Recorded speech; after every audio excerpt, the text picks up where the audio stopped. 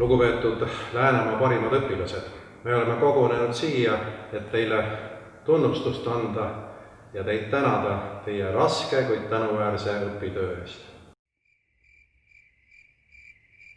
Anu, kus lapsed on?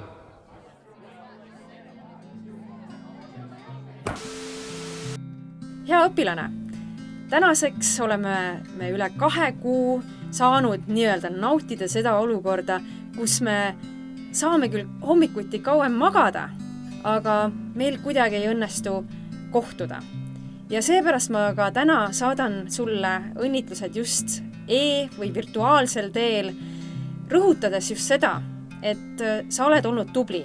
Sa oled teinud seda, mida sa ei pea tegema, sa oled andnud endast rohkem ja ma tahaksin öelda sulle aitäh ja rõhutada just seda, et sina oled meie tulevik.